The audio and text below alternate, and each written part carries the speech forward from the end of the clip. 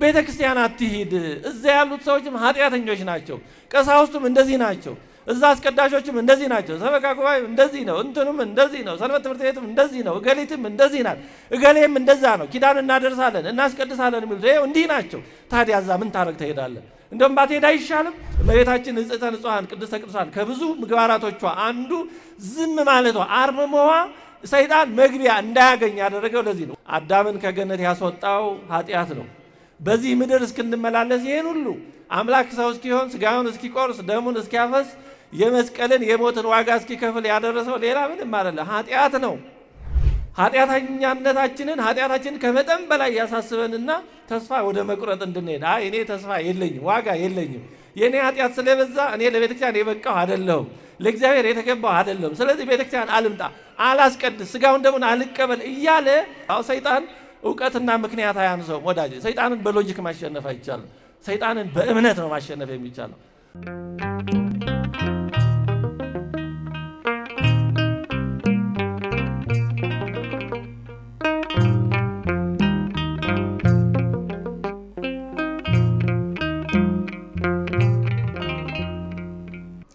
በስመ አብ ወወልድ ወመንፈስ ቅዱስ አሐዱ አምላክ አሜን።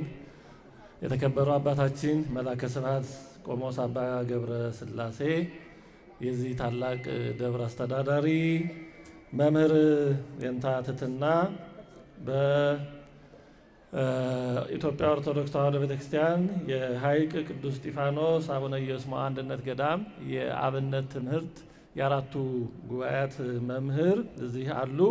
ሊቀ ጉባኤ አምባዬ፣ ከኋላ ያላችሁ አባቶቼ ካህናት፣ መምህራን፣ ወንድሞቼ ዲያቆናት፣ በዚች ቤተክርስቲያን ያላችሁ አባቶች፣ እናቶች፣ ወንድሞች፣ እህቶች፣ ሕፃናትም ሁላችሁም እንዴት አደራችሁ? እንዴት ሰነበታችሁ? አሜን። በማይነገር በማይሰፈር የቸርነቱ ብዛት እዚህ ዕለት እዚህ ሰዓት ያደረሰን ከሰንበተ ክርስቲያን ከዕለቱ ደርሰን ከጸሎተ ቅዳሴው ተሳትፈን የቻልን ቅዱስ ሥጋውን ክቡር ደሙን ተቀብለን ያልቻልን ደግሞ ደጅ ጸንተን በሰንበት ላይ ደብረ ዘይት እንዲሉ በሰንበት ላይ ደግሞ የወሩን መጀመሪያ የእመቤታችን የንጽሕተ ንጹሐን የቅድስተ ቅዱሳን የወላዲተ አምላክ ዕለተ ልደቷን የምናስብበት ወርሃዊ በዓልም ተደርቧልና ለዚህ ሁሉ ያደረሰን አምላካችን እግዚአብሔር የተመሰገነ ይሁን። ከኋላዬ በእውነቱ ብዙ ትልልቅ መምህራን አሉ። እነሱ ቢያስተምሩ መልካም ነበር። እንግዲህ እኔ ስለተጋበዝኩኝ ለመታዘዝ ያክል ለተወሰነ ጊዜ እግዚአብሔርን ቃል እንማራለን። እግዚአብሔር አምላካችን አይምሯችንን ንቁህ አድርጎ ሰውነታችንንም ደግሞ ከሚወጣው ከሚወርደው ነገር ለየት አድርጎ ቃሉን ለመስማት እርሱን ለማዘከር እንድንችል እግዚአብሔር አምላካችን ይርዳን። የትምህርታችን ርዕስ በሰይጣን እንዳንታለል የሚል ነው። ቅዱስ ጳውሎስ በሁለተኛ ቆሮንቶስ መልእክቱ ምዕራፍ 2 ቁጥር 11 ላይ የጻፈው ቃል ነው። በሰይጣን እንዳንታለል ይላል። ማሳሰቢያ ነው፣ ማስጠንቀቂያ ነው። አንድ ወታደር ሲሰለጥን የሚሰለጥነው ስለ ጠላትም ስልት ጭምር ነው። በራሱ ዙሪያ ስላለው ጉዳይ ብቻ አይደለም። ምክንያቱም ወታደር የሚሰለጥነው ጠላት ጋር እንዲታገል፣ አገርን፣ ሕዝብን እንዲጠብቅ ነው። መሰረተ ሀሳቡ እሱ ነው። አንድ ክርስቲያንም ሲሰለጥን ሲኖር ስለ ጠላቱ ስለ ዲያብሎስ ማወቅ ተገቢውም ግዴታው ነው። ምክንያቱም ወደድንም ጠላንም የምንኖረው ከዲያብሎስ ጋር ሰይጣን ካለበት ዓለም ጋር ነው። ከዲያብሎስ ጋር እየተጋፋን ነው የምንኖረው። በየዕለቱ በየጊዜው ዲያብሎስ በግልጽም በስውርም በቅርብም በሩቅም ከሚያመጣው ፈተና ጋር እየታገልን ነው የምንኖረው። አዕዋፋት የሚበሩት አየርን እየቀዘፉ ነው። ባህርተኞችም የሚጓዙት ባህርን ውሃን እየቀዘፉ ነው። አንድ ክርስቲያንም በዚህ ዓለም የሚመላለሰው ከሰይጣን ጋር እየታገለ ነው። ሰይጣንን እየቀዘፈ ነው። አጋንንት ወደፊት እንዳንሄድ ይታገላሉ። ክርስቲያን ደግሞ ወደፊት ለመሄድ ይታገላል። ይህ ዓለም የዚህ ዓለም ሕይወታችን እስከ መጨረሻው እስትንፋስ ድረስ ተጋድሎ ነው። ከራስ ጋር እንታገላለን፣ ከሰይጣን ጋር እንታገላለን። እንዲህ ካለው ጋራ ስለሆነ ቅዱስ ጳውሎስ የነገረን በዚህ ጉዟችን ምን ማድረግ እንደሚገባን ከምን እና እንዴት መጠንቀቅ እንደሚገባን ያሳሰበን ቃል ነው። ትምህርታችንን አጠር ለማድረግ ዋናዎቹ ነጥቦች ላይ ብቻ ለማተኮር እሞክራለሁ። ቅዱስ ጳውሎስ በሰይጣን እንዳንታለል ብሎ የተናገረበት ምክንያት አለው።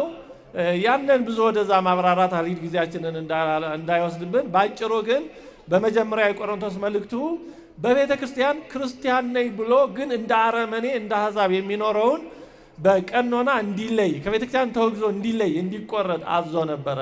አንደኛ ቆሮንቶስ ምዕራፍ 5 ላይ ቅዱስ ጳውሎስ እንዲህ ያለው ከቤተ ክርስቲያን ተወግዞ ይለይ ይላል። ቤተ ክርስቲያን እናት ስለሆነች እናት ልጇን ትወዳለች፣ ለልጇም ማትሆነው የለም። ልጇ ሲያጠፋ ደግሞ ትቆነጥጠዋለች፣ ትገርፈዋለች። ያ ከፍቅሯ የተነሳ ነው። መልሳ ደግሞ ታባብለዋለች። መልሳ ደግሞ የገረፈችውን እንደገና እያሻሸች ደግሞ ታለቅሳለች፣ ታባብለዋለች። ቤተ ክርስቲያንም ልጆቿ ሲያበላሹ ክርስቲያን ሆነው እንደ ክርስቲያን ሳይሆን እንደ አረመኔ ሲኖሩ ተገቢውን ቀኖና ትሰጣለች። እናት ስለሆነች ነው። ከፍቅሯ ከርኅራኄው የተነሳ ነው ቤተክርስቲያን ቀኖና የምትሰጠው።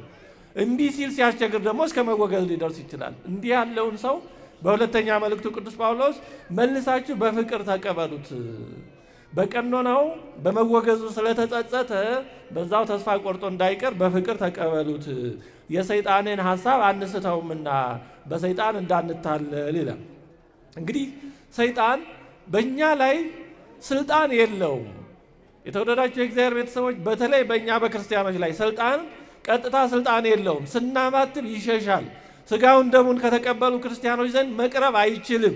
ቀጥታ እኛን ማሸነፍ አይችልም። እንዲያውም የሰይጣን ሰራዊት በአለቆቻቸው ሲላኩ ሂዱ ገሌን ፈትኑ ተብለው ሲላኩ ይፈራሉ፣ ይጨነቃሉ። ምክንያቱም ያ ክርስቲያን ለጸሎት ተነስቶ ቢቆምብኝ የት አባቴ እገባለሁ፣ ስመ እግዚአብሔር ቢጠራብኝ ተንኜ መድረሻ አጣለሁ፣ ቢያማትብብኝ ስመ ሥላሴ ቢጠራብኝ የት እደርሳለሁ፣ ያቃጥለኛል እያለ እየፈራ እየተጨነቀ እየተሳቀቀ ነው የሚመጣው።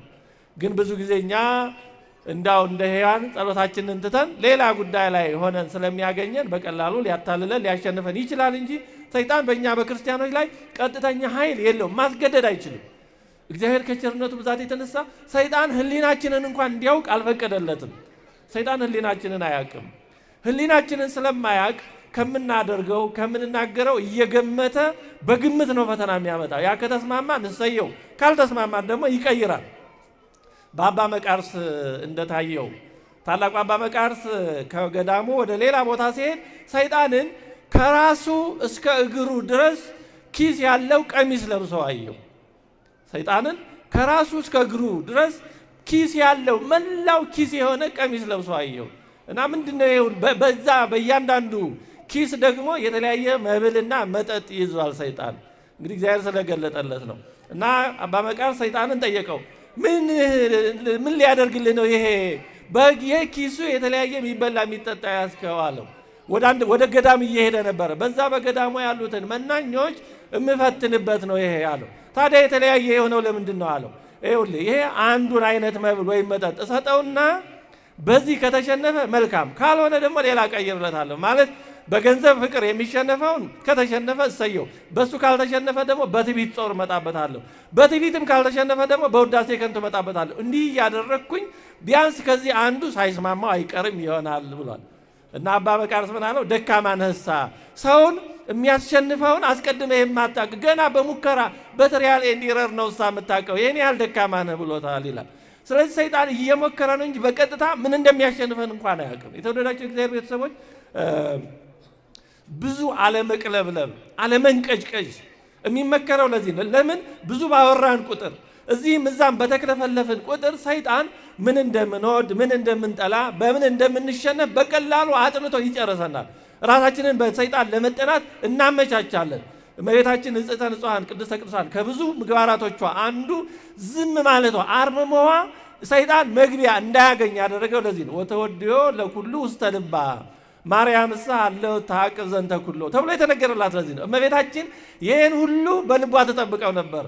የመልአኩን ብስራት ሰምታ ለሌላ አላወራችም። አምላክን በማህፀኗ ጸንሳ እንዲህ ነው እንዲያ ነው አላለችም። ስለዚህ ሰይጣን መግቢያ አጣ። ሰይጣን በእኛ ላይ ስልጣን የሚያገኘው ከማታለል ነው። በቀጥታ በመፈተን ብዙ ጊዜ አይሳካለትም። ግን ትልቁ የሰይጣን ኃይሉ ያለው ማታለል ላይ ነው። ማታለል ማለት ክፉን መልካም አስመስሎ፣ ገደሉን ሜዳ አስመስሎ፣ ሞቱን ሕይወት አስመስሎ ሲያመጣው ያ መራራውን ኮሶ በትንሽ በተለወሰ ማር ሲያመጣው መርዙን እንውጠዋለን። ስለዚህ ከሰይጣን ማታለል እንድንጠበቅ ነው ቅዱስ ጳውሎስ የመከረን። ታዲያ ሰይጣን የሚያታልልባቸው ምን አይነት ናቸው? እንዴት ነው ሰይጣን የሚያታልለን? 2-3 ነጥቦችን ብቻ ባጭሩ ላስታውሳችሁ። ሰይጣን አንዱ እኛን የሚያታልልበት መንገድ ኃጢአተኛነታችንን በማሳሰብ ተስፋ ማስቆረጥ ነው። ኃጢአታችንን ከመጠን በላይ ያሳስበንና ተስፋ ወደ መቁረጥ እንድንሄድ፣ እኔ ተስፋ የለኝም፣ ዋጋ የለኝም፣ የኔ ኃጢአት ስለበዛ እኔ ለቤተክርስቲያን የበቃው አይደለሁም፣ ለእግዚአብሔር የተገባው አይደለሁም፣ ስለዚህ ቤተክርስቲያን አልምጣ፣ አላስቀድስ፣ ስጋውን ደሙን አልቀበል እያለ ትህትና እያስመሰለ ኃጢአትን ማሰብ እያስመሰለ ተስፋ ወደ መቁረጥ ሊወስድ ይችላል። አንዱ ትልቁ የሰይጣን ማታለል ይሄ ነው። የተወደዳችሁ የእግዚአብሔር ቤተሰቦች 2 ጽንፎችን በጥንቃቄ መያዝ አለብን። በአንድ በኩል ኃጢአት ቀላል አለመሆኑን ማወቅ ማስታወስ ተገቢ ነው። ኃጢአት ቀልድ አይደለም። ኃጢአት የውሃ መንገድ ወይም ተራ ነገር አይደለም። ኃጢአት ምንም ችግር የለም ቴክ ኢት ኢዚ የምንለው ነገር አይደለም። አዳምን ከገነት ያስወጣው ኃጢአት ነው። በዚህ ምድር እስክንመላለስ ይሄን ሁሉ አምላክ ሰው እስኪሆን ስጋውን እስኪቆርስ ደሙን እስኪያፈስ የመስቀልን የሞትን ዋጋ እስኪከፍል ያደረሰው ሌላ ምንም አይደለም፣ ኃጢአት ነው። 70 ሰዶምን ያጠፋቸው ኃጢአት ነው። በኖህ ዘመን በንፍር ውሃ 70 ትካትን ያጠፋቸው ኃጢአት ነው። ኃጢአት እንደ ቀላል የሚታይ ነገር አይደለም። ኃጢአት ከእግዚአብሔር የሚለይ ነው። ባለፈው ሳምንት ትንሽ ለማስታወስ ሞክረናል። ይሄ አንዱ ነው። ኃጢአት ክፉ ነው፣ መራራ ነው፣ ፍጻሜው ሞት ነው፣ ከእግዚአብሔር ይለያል። እንደ ቀላል የሚታይ አይደለም። ከዚህ የተነሳ ቅዱሳት መጽሐፍት ኃጢአትን ማሰብ እንደሚገባ ደግሞ ደጋግመው ነግረውናል።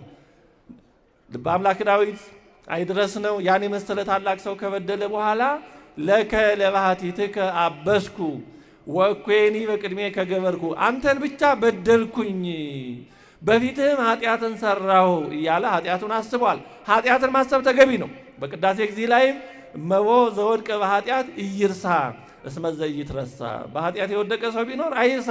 ምን ስለሆነ የማይረሳ ነው። ኃጢአት ይቆረቁራል። እንደ ቀላል የሚታይ አይደለም። ችግር የለውም ምንም አይደለም የሚባል አይደለም። ምንም አይደለም የሚባል አይደለም። አንድ ታላቅ ሰው ሙተው አንድ የሆነች ሴት መጣችና ልታጽናና የምትለው ቸግሯት ነው። አይዟችሁ ምንም አይደለም ምንም ማለት አይደለም ማለች። ቸግሯት ይሆናል የምትለው እንጂ በእውነቱ ማቃለሉ አይሆንም። እና ኃጢአት ምንም አይደለም የሚባል አይደለም። ይሄ አንዱ ጎን ነው። ይሄ አንዱ አቅጣጫ ነው። በሌላ በኩል ደግሞ ኃጢአትን ከመጠን በላይ በማሰብ ተስፋ ወደ መቁረጥ መሄድ፣ ይሄ ደግሞ ሰይጣናዊ የማታለል ዘዴ ነው። የተወደዳችሁ የእግዚአብሔር ቤተሰቦች በአንድ በኩል ኃጢአትን ማሰብ ይገባል። በሌላ በኩል ደግሞ የእግዚአብሔርን ምሕረት ማሰብ ይገባል። አዎ እግዚአብሔር ኃጢአትን አይወድም። እግዚአብሔር ኃጢአትን ይጸየፋል። ግን የሚጸጸቱትን ኃጢአታቸውን አስበው የእግዚአብሔርን ምሕረት ደጅ የሚጸኑትን ደግሞ ይወዳቸዋል። እግዚአብሔር ስለ ኃጢአቱ እንደሚጸጸት ሰው ያለ የሚወደው የለም። ባለፈው ሳምንት ያነሳን ይመስለኛል። መላእክትን ከማየት በላይ የራሱን ኃጢአት ማየት ይበልጣል። መላእክትን አይተው የወደቁ በትዕቢት የተሰናከሉ ይኖራሉ። ኃጢአታቸውን የሚያዩ ግን ዕለቱን ይበቃሉ። በእውነት ኃጢአታችንን ካሰብን እግዚአብሔር መሐሪ ነው። ስለዚህ ሰይጣን ከመጠን በላይ ኃጢአታችንን እያሳሰበ አንተ ለቤተክርስቲያን ብቁ አይደለህም፣ አንተ እኮ እዚህ ለመቆም ብቁ አይደለም ሲል አዎ በኃጢአቴ ከሆነ ትክክል ነው፣ እኔ ለምንም የተገባው አይደለሁም፣ ግን እግዚአብሔር መሐሪ ነው። ሽፍታውን ቀድሞ ገነት ያስገባ መሐሪ አምላክ ነው። በደልን የማይቆጥር ባለፈ ኃጢአት ያን እያስታወሰ የማያሳቅቅ መሐሪ አምላክ ነው ብለን ሰይጣንን ልናሳፍረው ይገባል። የተወደዳችሁ የእግዚአብሔር ቤተሰቦች እግዚአብሔር ብዙ ኃጢአተኛ የነበሩ ሰዎችን የተለየ ጸጋ የሰጠው ለእኛ መጽናኛ እንዲሆነ ነው። ቀራጭ የነበረውን ማቴዎስን ወንጌላዊ አድርጎታል። ከአራቱ ወንጌላውያን አንዱ እኮ ቀራጭ የነበረ። ቀራጮች በአይሁድ ዘንድ በጣም የተጠሉ ነበሩ። ቀራጮች ማለት ለሮማውያን የሚሰሩ አይሁዳውያን ማለት ነው። እንደ ባንዳ አይነት ማለት ነው በቀላሉ ሲገለጥ። ያን ከመሰሉ ሰዎች ወንጌላውያንን አፍርቷል ጌታችን። ወንጌላዊ አድርጓል። ሽፍታውን ቀድሞ ገነት አስገብቷል። ሳውልን ቅዱስ ጳውሎስ አድርጓል። ይሄ የምህረቱን የቸርነቱን ብዛት ሲያሳየን ነው እግዚአብሔር። ስለዚህ ኃጢአታችንን እያሳሰበ ተስፋ ሊያስቆርጠን የሚሞክር ክፉ ሀሳብ ካለ ይሄ የሰይጣን ማታለል ነው ብለን የእግዚአብሔርን እውነት ማሰብ አለብን። በአገልግሎት ለቅዳሴ ስንመጣ ኪዳኑን ስናደርስ ንስሐ ገብተን ሥጋውን ደሙን ልንቀበል ስንል፣ ልንዘምር ስንል፣ ልንሰብክ ልናስተምር ስንል፣ ልንቀድስ ስንል፣ ማህሌት ልንቆም ስንል ኃጢአታችንን እያሳሰበ አሁን አንተ እዚህ መቆም የሚገባህ ሰው ነህ። አሁን አንቺ እዚህ መቆም አለብሽ። አንቺ መዘመር፣ አንቺ እንዲህ ማስቀደስ፣ አንቺ መቁረብ አለብሽ። አታውቂውም፣ ያለፈ ማንነትሽን ረሳሽው። እግዚአብሔር ዝም ቢልሽ የረሳሽ መሰል እያለ ሰይጣን ሊያስደነግጠን ቢሞክር፣ አዎ ኃጢአተኛ ነኝ፣ ግን እግዚአብሔር ደግሞ እኔ የመጣሁት ለኃጢአተኞች ነው ብሏል። መድኃኒት የሚያስፈልጋቸው በሽተኞች ናቸው፣ ጤነኞች አይደሉም ብሏል። አዎ እኔ ኃጢአተኛ ስለሆንክ እውነት ነው፣ መድኃኒቱ እግዚአብሔር የሚያስፈልገኝ ለእኔ ነው። ማስቀደስ የሚገባኝ እኔ ነኝ። ለምን? ቅዳሴው መድኃኒት ነዋ። ንስሐ መግባት የሚገባኝ እኔ ነኝ። ለምን? ንስሐ መድኃኒት ነዋ። ሥጋውን ደሙን መቀበል የሚገባኝ እኔ ነኝ። ለምን? ያ የተዘጋጀው በሽተኞች ለሆን ለእኛ መድኃኒት እንዲሆን ነዋ። ሥጋውና ደሙ የተዘጋጀው ለቅዱሳን ለንጹሐን አይደለም። ማለትም ተዘጋጅተው ለሚቀርቡ ነው። ቅዱሳት ለቅዱሳን ይላል። የተቀደሰው ለተቀደሰ ተዘጋጅተው ለመጡ ማለት ነው እንጂ ያለ ሥጋውና ደሙ ልንቀደስ አንችልም። ስለዚህ ሰይጣን እንዲህ ያለ የኃጢአተኝነት ስሜት እያሳሰበ ሊያሳቅቀን፣ ሊያስደነብረን፣ ሊያስበረግገን ከቆምንበት ከጀመርነው ከእግዚአብሔር ጋር የመገናኘት ጉዞ ወደኋላ ሊመልሰን እንዲህ ያለ ሀሳብ ሲያመጣ አውቄብሃለሁ ሰይጣን፣ ይሄ ያንተ ማታለል ነው። በዚህ ተሸማቅቄ ተሳቅቄ ወደኋላ ልመለስም ማለት አለብን። እንዲህ ያለ አጉል ትሕትና ያላቸው ሰዎች አሉ። ይሄ ትሕትናም አይባልም፣ የሰይጣን ማታለል ነው። ኃጢአተኛ ነኝ እያልክ ግን እግዚአብሔርን አመስግን፣ እግዚአብሔርን አስተናግድ። አብርሃም እግዚአብሔርን በቤቱ ተቀብሎ አስተናገደ። አብርሃም እግዚአብሔርን በቤቱ ተቀብሎ ከማስተናገድ ባሻገር ብዙ ምስጢር ተነጋገረ። እንደ ወዳጅ ሸኘው። አብርሃም ስለ ሰዶምና ገሞራ ማለደ። ግን ምን አለ? እባክህን የአመድና ትቢያ ነኝ፣ ካንተ ጋር ለመነጋገር ፈጽሞ የማይገባኝ ሰው ነኝ። ግን አንዴ መነጋገር ጀመርኩና ዕዳ በደል አትበልብኝ፣ እኔ አመድና ትቢያ ነኝ አለ። አየህ፣ እውነተኛ ትሕትና አመድና ትቢያ መሆን ግን ታውቃለህ፣ ግን እግዚአብሔርን ታስተናግዳለህ። እግዚአብሔር ጋር ምስጢር ትነጋገራለህ። ስለ ኃጢአተኞች፣ ስለ ሰዶምና ገሞራ፣ ስለ ሰው ልጅ፣ ስለ ሀገር፣ ስለ ዓለም ትማልዳለህ፣ ትጸለያለህ። ግን አመድና ትቢያነትን ሳትረሳ ነው። ቅዱስ ጳውሎስ እኔ ጭንጋፍ ነኝ፣ ሐዋርያ ተብዬ ልጠራ የማይገባኝ ነኝ፣ ምክንያቱም ቤተክርስቲያን አሳድጃለሁ አለ። አሁን ቅዱስ እስጢፋኖስ ሲወገሩ ዋናው አስወጋሪ እሱ ነበረ። ግን በኋላ ደግሞ ምርጥ ዕቃ ሆነ፣ ከሌሎች ሐዋርያት በበለጠ ደከመ። ራሱ እንደ ጌታ እንደተናገረለት ቅዱስ ጳውሎስም እንዳለው። ስለዚህ እኔ ዕለት ዕለት የሚጨንቀኝ የቤተክርስቲያን ጉዳይ ነው አለ። አዎ ጭንጋፍ ነኝ እያልክ ግን ስለ ቤተክርስቲያን እየተጨነክ ነው። አይ እኔ ጭንጋፍ ነኝ፣ ኃጢአተኛ ነኝ፣ የቤተክርስቲያን ጉዳይ አይመለከተኝም አይደለም። ይሄ የሰይጣን ማታለል ነው። ታዲያ እውነተኛው መንገድ የትኛው ነው? እኔ ኃጢአተኛ ነኝ፣ ጭንጋፍ ነኝ፣ የምር ነው። በነገራችን ላይ አሁን እንዲህ ያሉ ቃላቶችን በመናገር እውነተኛ ትሁት መሆን አይቻልም። እንዲያውም ቅዱስ ዮሐንስ አፈወርቅ ምን ይላል? እኔ ደካማው፣ እኔ ኃጢአተኛው እያለ በሰው ፊት የሚያወራ ሰው የበለጠ ምስጋና ፈልጎ ሊሆን ይችላል ይላል። አዎ እኔ ደካማው፣ እኔ ኃጢአተኛው የምትልን ሰው እኔ መጥቼ አንተ ደካማ ብልህ አይከፋህም? ልክ ነህ፣ እውነቱን ነገርከኝ ትላለህ። አየህ፣ ከከፋ የውሸት ነው ማለት ማስመሰል ነው ማለት ነው። አሁን በጸሎተ ቅዳሴ ጊዜ ካህኑ የሚለው አለ እኔን ወራድነቴን አስበኝ ይላል። አሁን ያን ካህን ሄደን አንተ ወራዳ ብንላቸው እንዴ አይሉ ካላሉ በውስጥ መቀበል ይፈልጋል። ዝም ብሎ ማውራት። አሁን ቃላቶችን እየለመድን ነው የተቸገርነው። አፋችን ቃላቶችን ይለምዳቸዋል ዝም ብሎ። ልክ መድኃኒትም ሲለማመድ የማዳን ኃይሉ እንደሚደክም ቃላቶችንም ዝም ብለን በከንቱ አናባክናቸው። ከልብ የማይወጡ ነገሮች ሁሉ ሽንገላ እንዳይሆኑ እና ቅዱስ ጳውሎስ እንዳደረገው አዎ እኔ ጭንጋፍ ነኝ፣ ኃጢአተኛ ነኝ ብሎ ግን ስለ ቤተክርስቲያን መጨነቅ ይገባል። ስለ ቤተክርስቲያን መቅራት ይገባል። የሚቻለውን አገልግሎት መሳተፍ ይገባል። እንዲህ ካሉ ከሱታፌዎች ከአገልግሎቶች ሊለየን የሚፈልገው አንዱ ይሄ የሰይጣን ማታለያ ነው። የተወደዳቸው እግዚአብሔር ቤተሰቦች፣ አንዳንድ ኃጢአቶች፣ አንዳንድ ፈተናዎች በቀላሉ ላይለቁን ይችላሉ። ብዙ ጊዜ ደጅ ጸንተን እግዚአብሔር እባክህ ከዚህ ያውጣኝ፣ ይሄንን አስወግድልኝ ብለን እግዚአብሔር በቀላሉ የማያስወግድልን ኃጢአቶች፣ ፈተናዎች ሊኖሩ ይችላሉ። ስለ ብዙ ምክንያት ሊሆን ይችላል። በእነዚህ ተስፋ መቁረጥ የለብንም። እግዚአብሔር ምናልባት የበለጠ ዋጋ እንድናገኝባቸው ሊሆን ይችላል፣ ወይም ለዛ ስላልበቃ ሊሆን ይችላል፣ ወይ ደግሞ ሁልጊዜ ያን እያሰብን እየተሳቀቅን ንስሐ እየገባን በጸጸት እንድንኖር ሊሆን ይችላል። ግን ይጠቅመናል። አይ እግዚአብሔር እንዲህ ካለው ኃጢአት እንዲያድነኝ ለምኘው ነበር፣ ያ ኃጢአት አልተወገደም፣ ወይም ያ ፈተና እሺ አላለኝም፣ ከኔ አራቀም፣ በዚህ ምክንያት ብለን ተስፋ ቆርጠን መጥፋት የለብንም። ይህንን የሚያስታውስ በአበው ሕይወት አንድ ጸበል የሚያጠምቅ ሰው ነበረ እና ጸበል ሲያጠምቅ በምናኔ የሚኖር ነው። ግን ጸበል ሲያጠምቅ ወንዱም ሴቱም ስለሚመጣ በጣም ተቸገረ። ያው ግልጽ ነው። እና በተለይ ሴቶችን ለማጥመቅ በጣም እየተፈተነ ተቸገረ እና አላጠምቅም እኔ ጸበል ብሎ አቆመ። በዚህ ጊዜ ዮሐንስ መጥምቅ ተገለጠለትና ምን ነው ጸበል አጥምቅ እንጂ አለው። አይ እኔ እንደዚህ እየተፈተንኩ ነውና እኔ አላጠምቅም አለ። አይ አጥምቅ አለው። እሺ አጥምቅ ካልከኝ ፈተናውን ከኔ አርቅልኝ፣ በቃ ምንም እንዳልፈተን አድርገኛል። እሺ ፈተናውን አርቅልሃለሁ አለ።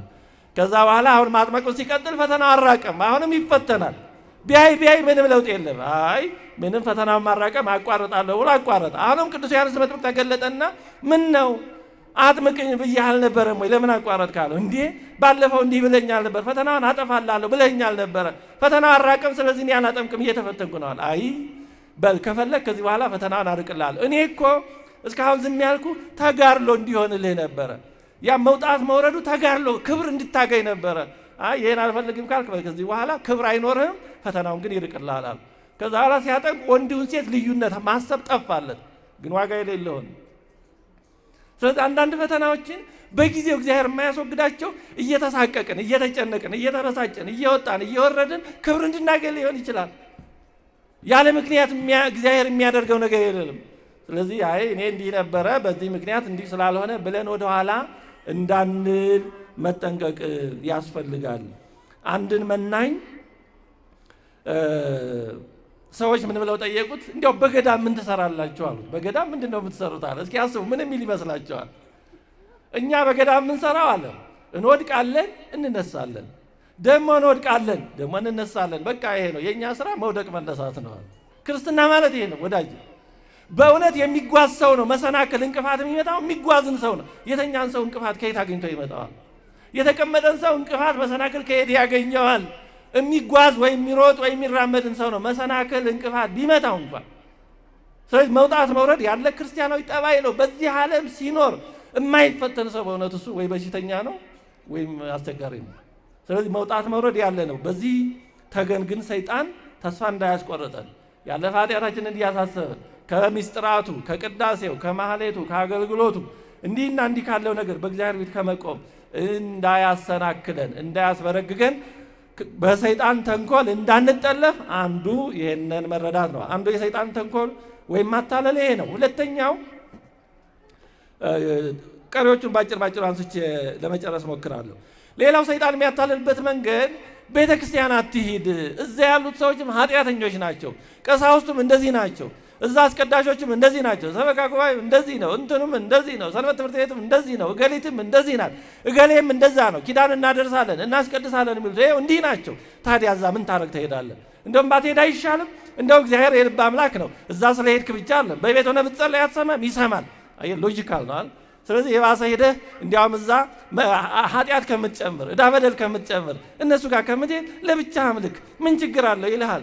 ሎጂካል ይመስላል። አሁን ሰይጣን እውቀትና ምክንያት አያንሰውም ወዳጅ። ሰይጣንን በሎጂክ ማሸነፍ አይቻልም። ሰይጣንን በእምነት ነው ማሸነፍ የሚቻለው። ሰይጣንን በትትና ነው ማሸነፍ የሚቻለው እንጂ በአርጊዩመንት በክርክር ለዚህማ ስንት ልምድ አለው ወዳጅ። ስለዚህ እንደዚህ አሳማኝ የሆነ ሀሳብ ያመጣል እና በዚህ የሚታለሉ ብዙ ሰዎች አሉ። እውነት ነው። ቤተክርስቲያን የሚሄዱት ሰዎች ምን ከኔ ምን ተሻሉ? ኧረ እንዲያው ምን ያልሻልም በቁርጡ ይላል። ይሄ በጣም አሳዛኝም አስቂኝም የሆነው ሌላው የሰይጣን ማታለያ ነው። ቤተክርስቲያን ምን ሄደው ለምንድን ነው? ቤተክርስቲያን ምን መጣው ለሰው ብለን ነው እንዴ? ለገሌ ለካህኑ ለማን ብለን ነው? ለሰበካ ጉባኤው፣ ለሰንበት ትምህርት ቤቱ ገሌ እንዳይከፋው ወይ ሰው ለማግኘት ነው? ቤተክርስቲያን እኮ ድር ወይም ኮሚኒቲ ወይም ጌት ቱጌዘር አይደለችም። ቤተክርስቲያን ሐኪም ቤት ናት። ሰው ሐኪም ቤት የሚሄደው ሰው ሊጠይቅ ሊሄድ ይችላል። ግን በዋናነት ሰው ሐኪም ቤት የሚሄደው ታሞ ከሆነ ለመታከም። እኛም ቤተክርስቲያን የምንመጣው በሽተኞች ስለሆን ነው። ታዲያ አንድ ሰው ሐኪም ቤት ሲሄድ አይ በሽተኞች አሉና እኔ አልሄድም ይላል እንዴ? እንግዲህ የግሉ ሐኪም ቤት ካልከፈተ ካልሰራ በስተቀር ድሮውንስ ሐኪም ቤት ላይ ምን ሊገኝ ነበረ? የዳኑትማ ይወጣሉ፣ ወደ ቤታቸው ይሄዳሉ፣ ይሰናበታሉ። ሐኪም ቤት የሚቆዩት በሽተኞች ናቸው፣ ሕክምና ላይ ያሉ ናቸው። ቤተ ክርስቲያን የምንመጣ ሁላችንም በሽተኞች ነን።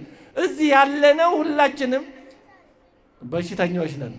ስተት ነው። አሁን እዚህ ካለ ነው ይህን ቃል ከምንሰማው የኃጢአት ደዌ የሌለበት ሰው ይኖራል? የሌላባችሁ አላችሁ? ካላችሁ እሰየው። ግን አንድም ይሁን ሌላ ትንሽም ይሁን ትልቅ ሕማም፣ ደዌ፣ ችግር ይኖርብናል። ወደ ቤተክርስቲያን የምንመጣው ለመታከም ነው። በቃሉ ለመታከም፣ በስጋውና በደሙ ለመታከም፣ በንስሐ ለመታከም ነው የምንመጣው። ስለዚህ የምንመጣው ሁላችንም በሽተኞች ነን። እንዴ በሽተኛ አየው ብለህ ትደነግጣለን? አንዱ በሽተኛ በሌላው በሽተኛ ይስቃል እንዴ? ሁላችንም እኮ በሽተኞች ነን። የሚያሳዝነው ግን በሌላ የሚፈርዱ ሰዎች የራሳቸውን ሕማም ማየት አለመቻላቸው ነው። በጣም የሚያሳዝነው እነሱ ጤነኛ የሆኑ ይመስል፣ እነሱ ንጹሐን የሆኑ ይመስል በሌላው ላይ ይፈርዳሉ። የተወደዳቸው እግዚአብሔር ቤተሰቦች፣ በሌላው ላይ የሚያስፈርድ ሰይጣን በጣም ከባዱ ፈተና፣ እንደው አደገኛው ሰይጣንና ፈተና እሱ ነው። ሰው ወደ እግዚአብሔር በቀረበ መጠን ሌላው ሁሉ ጻድቅ ነው፣ እኔ ነኝ ኃጢአተኛው ይላል። ይሄ በሽንገላ ሳይሆን የምር ማለት ነው። በእውነት ሰው ወደ እግዚአብሔር ሲቀርብ የሌላው ጽድቅ፣ የሌላው ቅድስናና የራሱ ኃጢአት ነው የሚታየው። በአንጻሩ ሰው ከጸጋ እግዚአብሔር ሲለይ ደግሞ የራሱን ጽድቅ የሌለው እኮ ነው። ራሱን እያጸደቀ ሌላውን እየኮነነ ይሄዳል። ራሱን ለቤተ ክርስቲያን መልካም ሰው፣ ለእግዚአብሔር የቀረበ እያደረገ ሌላውን ደግሞ ከእግዚአብሔር የራቀ ክፉ ሰው እያደረገ ይሄዳል። ስለዚህ ይሄ ሌሎች ኃጢአተኞች ናቸው ጥሮች አይደሉም የሚለው መንፈስ በራሱ ትልቅ የሰይጣን መንፈስ ነው። አዎ ምን እናውቃለን? እንደዛ በውጭ ኃጢአተኛ የመሰለን ሰው ውስጡ ማን እንደሆነ ምን እናውቃለን? ትናንትና ምናልባት በዓይናችን በብረቱ እንኳን ኃጢአት ሰርቶ አይተነው ከሆነ ሌሊት ሲያለቅስ ወደ ፈጣሪው ሲማልድ አድሮ ከሆነ ምን እናውቃለን? ያየነው ምታት ላለመሆኑ ምን እናውቃለን? ስለዚህ ይህን በመሰሉ የሰይጣን ማታለሎች በእውነቱ እጅ ልንሰጥ አይገባም። እንዲህ ባለው የሰይጣን ተንኮሎች ልንታለል አይገባም። የተወደዳቸው የእግዚአብሔር ቤተሰቦች፣ ቤተክርስቲያን የምንመጣው ለራሳችን ነው። ይህን መርሳት የለብንም። ለማንም ብለን አይደለም። ብንቀር የምንጎዳው እኛ ነን። አየርን ባንተነፍሰው አየሩ አይጎዳም፣ እኛ ነን የምንጎዳው። ቤተክርስቲያን ባንመጣ፣ ሐኪም ቤት ባንሄድ የምንጎዳው እኛው ራሳችን ነን። እኛው ነን። የምንመጣው ለራሳችን ብለን ነው። ሰዎችን የምናገኘው ለራሳችን ብለን ከመጣን ዘንድ ነው። እግረ መንገድ ነው። ሰው ሊኖርም ላይኖርም ላናገኝ እንችላለን። ብቻችንን ከማህበር፣ ከህብረተ ቤተክርስቲያን፣ ከሱታፌ ቤተክርስቲያን፣ ከቤተክርስቲያን አንድነት ተለይተን ሩቅ መጓዝ አንችልም። እንዲያው እኛ ለቤተክርስቲያን የምንቆረቆር ለእግዚአብሔር የቀናን እንደዚህ እንኳን ቢመስለን ከማህበረ ቤተክርስቲያን ከዚህ አንድነት ከተለየን ሩቅ ላንጓዝ እንችላለን። አንድ ይህን በመሰለ የሰይጣን ማታለል የተፈተነ ሰው አይ ቤተክርስቲያን አልሄድም እንደዚህ ብሎ ራሱን ሎጂካል በመሰለ የሰይጣን ሐሳብ አሳመነና አንድ ቀን ከቤተክርስቲያን ቀረ እና ቅዳሴው እንዳለቀ ቆይተው አገልግሎቱ ሲያልቅ የንስሐ አባቱ ሄዱና ቤት ሰውየው ካለበት ከቤቱ ማለት ነው ሲሄዱ ሰውየው ቅዝቃዜ ነበረ። እንጨት በደንብ በምድጃ አቀጣጥሎ እሳቱ ቀልቀል እያለ ወንበር አጠገቡ አድርጎ ተቀምጦ እሳቱን ይሞቃል እና እሳቸው በደንብ አልተናገሩትም። ወንበር ስበው ከጎኑ ተቀመጡ። ከዛ እሳቱን ትንሽ ሞቁና ትንሽ እንደቆዩ አንዱን እንጨት ከዛ ከምድጃው አውጥተው ለብቻው አስቀመጡት። ያ የተነጠለው እንጨት ትንሽ ከነደደ በኋላ መልሶ እሳቱ ጠፋ። ሌላ አንድ ላይ ያለው ምድጃው ላይ ያለው ይነዳል። ያ የተነጠለው እንጨት ግን ጠፋ። ከዛ በኋላ ትንሽ ቆይተው አሁንም ያን እንጨት መልሰው ወደ ምድጃው ሲያመጡት ጠፍቶ የነበረው አብሮ ከሌሎች ጋር ተያይዞ መንደድ ሲጀምር ደህና ሁን ብለው ጥለው ሲወጡ ከበሩ ሲደርሱ መጥቶ ምን አለ? አባቴ ዛሬ በጣም ልብ የሚነካ ትምህርት ነው ያስተማሩኝ፣ እግዚአብሔር ይስጥልኝ። ከዚህ በኋላ ቀጣይ ሳምንት ጀምሮ ከቤተክርስቲያን አልቀርም ብሎ ተሰናበታቸው ይባላል። ትምህርቱ ግልጽ ነው አይደለም? ብቻችንን ብንነድ ብንቀጣጠል እስከ ጥቂት ጊዜ ነው። በቃ ተስፋ ቆርጠን በሆነ ነገር እንቀራለን። ዓለም መረቧ ብዙ ነው። በአንዱ በሌላው ተጠምደን በዛው ተሰናክለን እንቀራለን። እዚህ ቤተክርስቲያን ስንመጣ በህብረት ቅዳሴውን ስናስቀድስ ቃል እግዚአብሔር ስንማማር እግዚአብሔር እኮ በምን አይነት በረከት እንደሚባርከን አናውቀው። አንዱ ሰው ለሌላው እንኳን በረከት እንደሆነ እናስተውላለን። አይን ራሱ ሲጠግብ እኮ እግዚአብሔር እኮ አይናችን እኮ ራሱ ይርበዋል ሰው እኮ። እግዚአብሔር በእውነት እንዲህ መጋፋታችንን አያሳጣን። በእውነት እኔ ሌላ ቤተክርስቲያን አስቀድሼ እዛ ድልገት ሊወርድ ሲል ነው እዚህ የመጣሁት፣ ያው እዚህ እንዳይረፍድብኝ እና መግቢያ መንገድ ተቸግሬ ነው የመጣሁት። ግን ውስጥ የእውነት እግዚአብሔር በሚያውቀው ደስ እያለኝ ነው። እንዴ መንገድ ይጥበበን በእውነቱ። እንዴ መንገድ ቢሰፋ ምን ትርጉም አለው? ሰው ከሌለ ዋሻ አይደል እንደሚሆነው? ኧረ እንደው እንዲህ ሺህ ጊዜ እየበዛን መንገድ ይጥበበን በእውነቱ። አዎ ስለዚህ እንዲህ ባለ ሁኔታ እግዚአብሔር የሚሰጠንን ጸጋ አናውቀውም። ተነጥለን ብቻችንን ለቤተክርስቲያን እንቆረቆራለን፣ እናደዳለን፣ እንዲህ እንሆናለን ብንል ብዙ ርቀት አንጓዝም። ከሆነ በኋላ በሆነ ነገር ተበሳጭተን በዛው ልንቀር እንችላለን። ስለዚህ የተወደዳችሁ የእግዚአብሔር ቤተሰቦች ሰይጣን እንዲህ ባለ መንገድ እንዳያታልለን፣ ደግሞ በሚታየውና በሚወራው ላይ ብቻ አንመስረት። ብዙ ጊዜ የሚጮኸው ክፉ ነገር ስለሆነ ነው። መዋቅራዊ እና የመሳሰሉ ነገሮች ላይ ችግር ሞልቶ ተርፏል። ምንም ይሄ የሚካድ አይደለም፣ የተለያየ ምክንያት ቢኖረው። ግን ቤተክርስቲያን ማለት መዋቅር አይደለችም። መዋቅር ቤተክርስቲያን አገልግሎቷን ለማከናወን የፈጠረችው አካል ነው። መዋቅር ይጠነክራል፣ ይደክማል፣ ይጠባል፣ ይሰፋል፣ ይፈርሳል፣ ይሰራል። መዋቅር ማለት ቤተክርስቲያን አይደለችም። ቤተክርስቲያን ማለት መዋቅሩ አይደለም። መዋቅሩ አንድ ስራ አገልግሎት መፈጸሚያ ነው። ቤተክርስቲያን ከዛ ባሻገር ናት። የመላእክት ህብረት ናት። የቅዱሳን ህብረት ናት። በብሔረ ሕያዋን በብሔረ ሕጹዓን ያሉ በአጸደ ነፍስ ያሉ የነዛ ሁሉ ህብረት ናት። በየገዳማቱ በየፍርክታው ያሉ በዚህም በከተማም በመሳሰለው እግዚአብሔር የሚያውቃቸው ስንት ቅዱሳን አሉት። እነዛን አናያቸውም፣ አይጮሁማ። ውሃ እኮ የሚጮኸው ውስጡ ድንጋይ ሲኖር ነው ይባላል። ድንጋይ የሌለበት ቦታ ላይ ውሃ እና ሜዳ ከሆነ እየሄደ አይሰማም። አጠገባችን ትልቅ ወንዝ በጣም ትልቅ ወንዝ ቢኖር አይሰማም። ለምን? ቁልቁለት ተዳፋት ሲኖርና ድንጋይ ሲኖር ነው የሚጮኸው። የማይጮሁ ቀስ ብለው እግዚአብሔር ጋር የሚኖሩ ስንት ቅዱሳን አሉ። እብድ መስለው፣ የቀን ሰራተኛ መስለው፣ የተለያየ ኃጢአተኛ መስለው እንዲህ ምንም እንደ ገሌ እንዲህ ይሆናል ብለን ፈጽሞ ማንገምታቸው ስንት እግዚአብሔር ወዳጆች አሉ። ስንት እግዚአብሔር አገልጋዮች አሉ። ስንት ቅዱሳን አሉ። እግዚአብሔር ሰው አያጣም። ቤተክርስቲያን ሰው አጥታ አታውቅም። ግን እነዛን ለማየት መብቃት ያስፈልጋል። ወደዛ መድረስ ያስፈልጋል። እንደሚባለው በአንድ አካባቢ ንጹህ አበባ ቢኖር ዝንቦች ያን ማየት አይችሉም ይባላል። ዝንቦች የሚያዩት የሚያሸቱት ምንን ስለሆነ? ቆሻሻን ነው። ስለዚህ ቆሻሻ ላይ የሚያተኩሩት ዝንቦች ናቸው። ንቦች ደግሞ ቆሻሻውን ያልፉና መልካም መዓዛ ያለው እዛ ላይ ነው የሚሄዱት።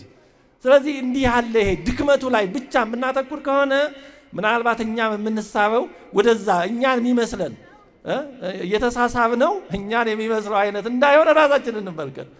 ስንት ወዳጆች አሉት እግዚአብሔር፣ ስንት ቅዱሳን አሉት። ዛሬም አሉ። ዛሬም ሰው አልጠፋም እንዴ። በዚህ ዘመን እንዲህ ይሆናል ማለት የለም። እግዚአብሔር በየትኛውም ዘመን አገልጋዮች ሰዎች አሉት። ስለዚህ ይህን በመሰሉ እንደው ቤተክርስቲያንም ዋጋ አለው አለቀላት እንደዚህ ነው ቤተክርስቲያን እንዲህ የሚሉ እንደው እግዚአብሔር ከክርስቲያን የተለየ ቤተክርስቲያንም እንደዚህ የደከመች የሞተች አስመስለው ከሚያሳዩ የሰይጣን ማታለሎች መጠበቅ ይገባል።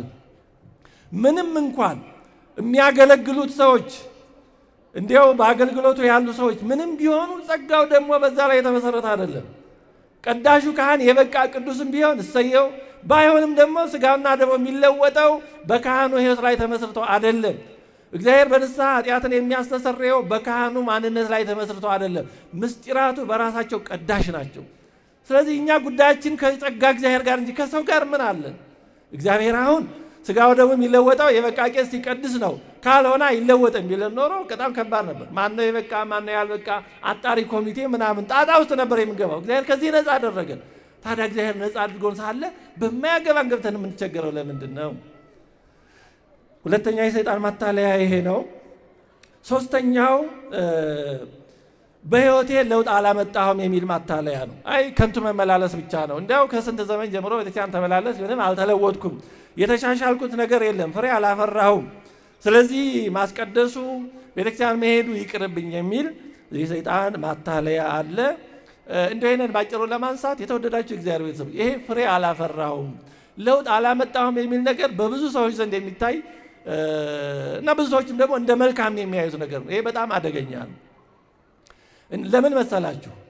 አሁን ለምሳሌ ከጧት ጀምሮ በቅዳሴው የተሳተፋችሁ እንደየመጣንበት እግዚአብሔር መቸምቸር ነው። በነገራችን ላይ ሰንበተ ክርስቲያን ቅዳሴ ሌሊት ተነስተን ነው መምጣት ያለብን። መቼም የጤና ሌላም ችግር ካለ እሱ ችግር ምንጊዜም ችግር ነው። ብይን የሚታየው በብይን ነው። ግን በሰንበተ ክርስቲያን እሁድ ክርስቲያን የሆነ ሰው ተኝቶ ማርፈድ የለበትም። እንዲያው ዝም ብሎ አረፋፍዶ ከግዚኦታው ላይ ደርሳለሁ በጣም ተገቢ አይደለም።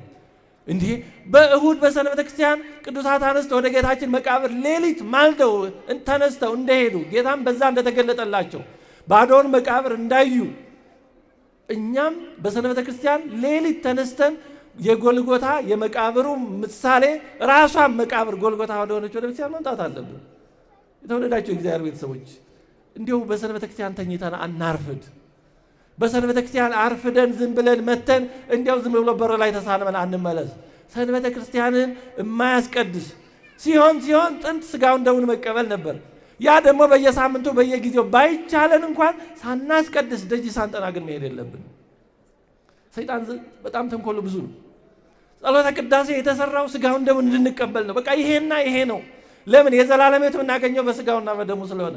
ሰይጣን ግን ሌላ በራሱ ኃጢአት ያልሆነ በራሱ ችግር ያልሆነ ግን ሌላ መንገድ ይፈጥራል። አሁን ምንድን ነው እየመጣ ያለው?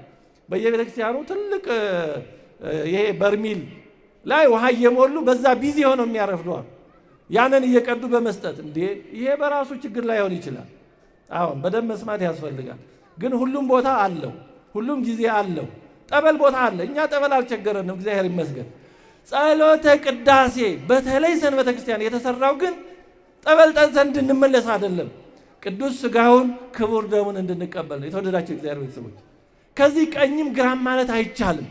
ዘበላ ስጋዬ ወሰቴ ደሜ ቦ ሕይወት ዘለዓለም ዋነ አነሶ በዳህሪት ዕለት ያለ አምላካዊ ቃል ነው። ስጋዬን የበላ ደሜን የጠጣ የዘላለም ሕይወት አለው፣ እኔ በመጨረሻው ቀን አስነሳዋለሁ ነው ያለው። ይህን ሕይወት ትተን ሳናስቀድስ ደግሞ አንዳንዶቻችን አስቀድሰንም ግን ሁሌ እየተሰለፍን ከበርሚል የሚቀዳ ጠበል ጠጥተን ብንመለስ ምንድን ነው ፋይዳው? በራሱ ችግር አይደለም፣ ግን ስጋውን ደሙን የሚተካ ግን አለ። ይሄ ምንም እውነቱን መነጋገር ነው ያለብን። በየጊዜው ጥሩ ነው እየተባለ የሚተከል ነገር ነው ኋላ መንቀሳቀሻ የሌለው የማይነቀል የሚሆን እንዲህ አይነት ነገር እየተለመደ ነው። ይሄ ሁሉ ወዳጅ በሰንበተ ክርስቲያን ታጥቀህ አስቀድስ። በቃ ከቻልክ ስጋውን ደሙን ተቀበል፣ ካልቻልክ ደጅ ጥና፣ እባክህ አብቃኝ በል። ሌላ የጎን የስርጥ መንገድ አንፍጠር። ለጊዜው ጥሩ አይደለም። ሰይጣን እንደዚህ ነው። ዘጉድ ዘይነም የወፍ ዘቤስት ይላሉ ፈረንጆች። በጣም ጥሩ ለሆነው ጠላቱ የሆነ ትንሽ ጥሩ የሚመስል ነገር ነው። በራሱ ጠበል መጠጣት ምንም ችግር የለውም፣ ግን ስጋውን ደሙን ግን የሚተካ አይደለም። እንዲያውም እኮ የቅዳሴ ጠበል የሚሰጠው ለቆራቢያን ነበር። ማቁረሪያ እሳተ መለኮት ተቀብለዋልና ማቁረሪያ ነው የቅዳሴ ጠበል የሚሰጠው። እሺ ይሁን ላስቀዳሽ ይሰጥ በብይን ሊሆን ይችላል። ከዛ ያለፈ ግን ይህን ትቶ ውሃ እየቀዱ እየሰጡ ምን ማለት ነው? አያችሁ፣ ሰይጣን ዘዴው በጣም ብዙ ነው። ማታለያው በጣም ብዙ ነው። መልካም የመሰሉ ነገሮችን ያመጣል። ያን ብትናገር አይ ይሄ እንዴት ብሎ ደግሞ ሌላ ነቀፌታ እንዳይመጣ በመፍራት አይ በቃ በይሉንታ ከዛ በኋላ ይተከላል። ከዛ በኋላ እንዴ በነገሌ ጊዜ የነበረ አንተ ማን ሆነህ ነው የሚባል ጥቅስ ይመጣል። እንዴ የቀደሙ አባቶች ያልተቃወሙትን አንተ ማን ሆነህ ነው ይመጣና ይሄ ሕግ ሆኖ ይቀጥላል።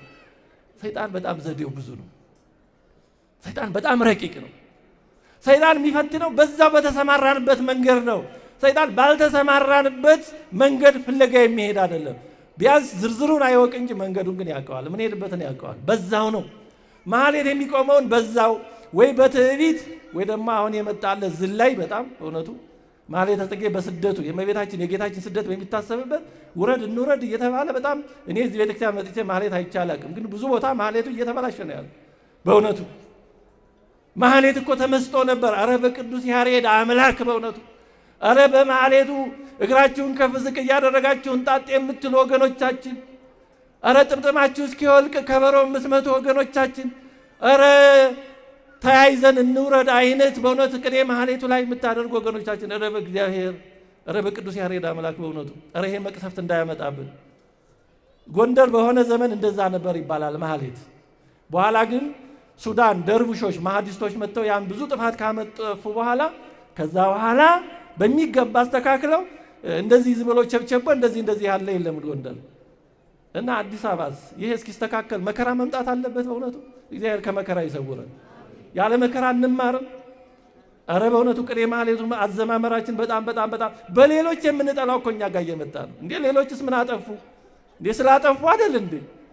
እንዴ ኦርቶዶክሳዊ መዝሙር ኦርቶዶክሳዊ ማህሌት እኮ በጣም የተረጋጋ ነው። እንደውም እኔ ባየኋቸው ምስራቅ ኦርቶዶክሳውያን ይሄ ድምፅ ማጉያ እንኳን አይጠቀሙም ቅዳሴ ላይ።